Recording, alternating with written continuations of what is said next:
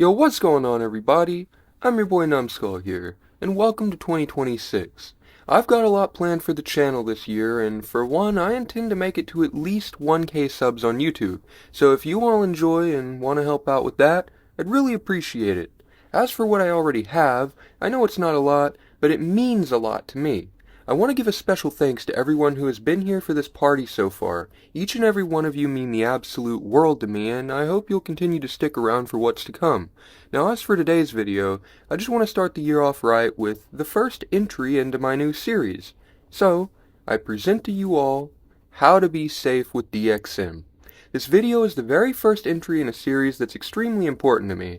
This is my harm reduction series, where I speak directly to people who already choose to use drugs and give them the information they need to stay as safe as realistically possible. This is not encouragement, and it's not discouragement. Drugs exist, people use them, and a lack of accurate information is what actually causes the most harm. Today's video is about how to be as safe as possible when using a quite common OTC substance, DXM, or dextromethorphan. DXM is a dissociative drug most commonly found in over-the-counter cough medicines.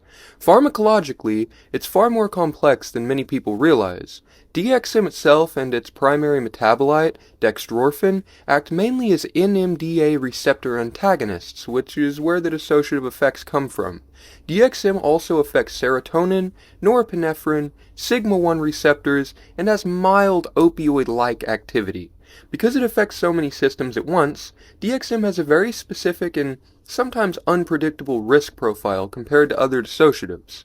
One of the most important things to understand about DXM is that not everyone metabolizes it the same way.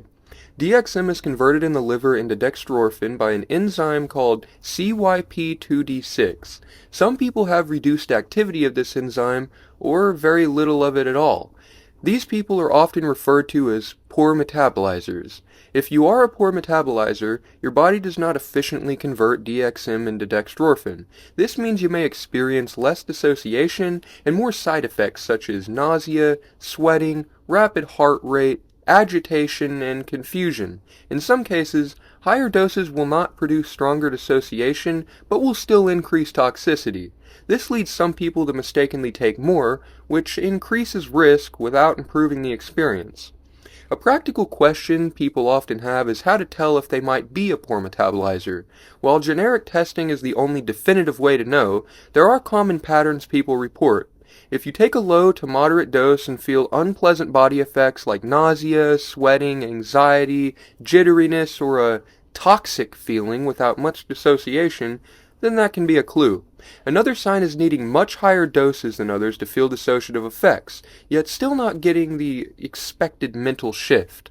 If DXM feels more stimulating, uncomfortable, or confusing rather than dissociative, that may indicate reduced conversion to dextrorphan.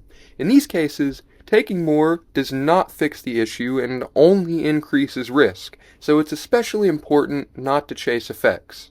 On the other end of the spectrum, some people are ultra-rapid metabolizers. These individuals convert DXM to dextrorphan very quickly, which can lead to unexpectedly strong and fast onset effects even at low doses. This can increase the risk of disorientation, panic, and loss of motor control. Because there's no easy way to know which category you fall into ahead of time, starting low and avoiding redosing is one of the most important harm reduction steps with DXM. The single most important rule for DXM safety is to only use products where DXM is the only active ingredient.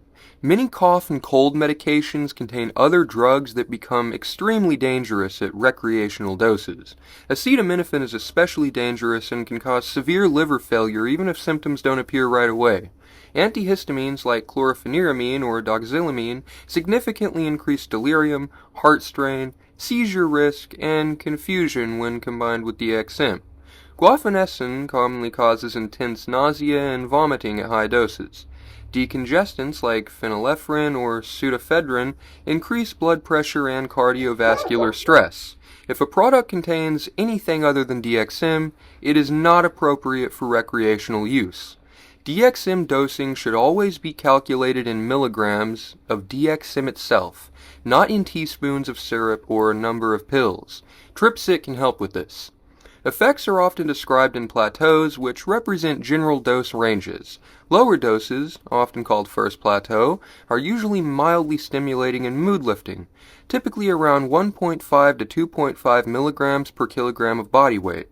Moderate doses, sometimes called second plateau, range roughly from 2.5 to 7.5 milligrams per kilogram and involve stronger dissociation, altered perception, impaired coordination, and possible nausea. Higher doses rapidly increase risk and can cause severe confusion, loss of motor control, overheating, vomiting, panic, and in extreme cases, seizures or coma. Higher doses are not simply more intense, they are significantly more dangerous. I would never go over third plateau.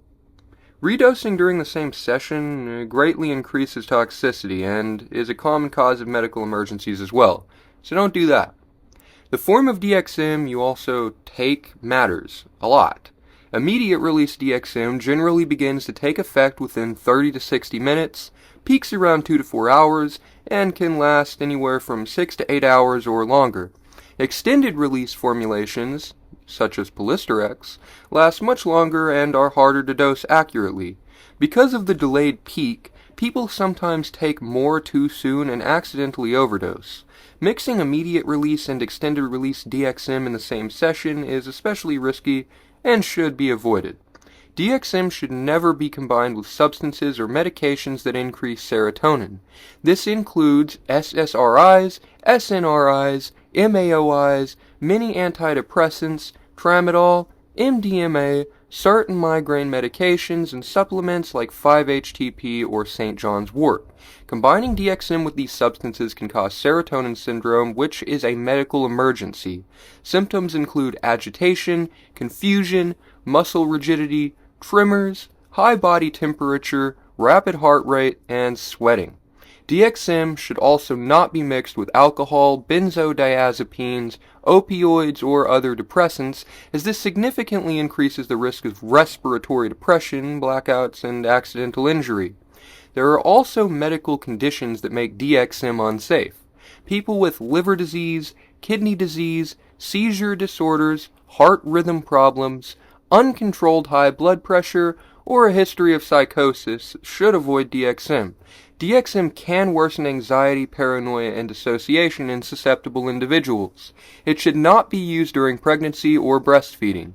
DXM also increases heart rate and blood pressure, which can be dangerous for people with cardiovascular issues as well. Hydration, temperature, and physical positioning matter more than many people realize. DXM can impair temperature regulation and suppress thirst. Sip water regularly, but don't force excessive amounts all at once. Avoid intense physical activity and overheating. If nausea occurs, try to remain upright or lie on your side rather than flat on your back, as vomiting while dissociated can be dangerous. A light meal beforehand may help reduce nausea, while heavy meals can delay onset and increase stomach discomfort. Frequency of use is another critical safety factor.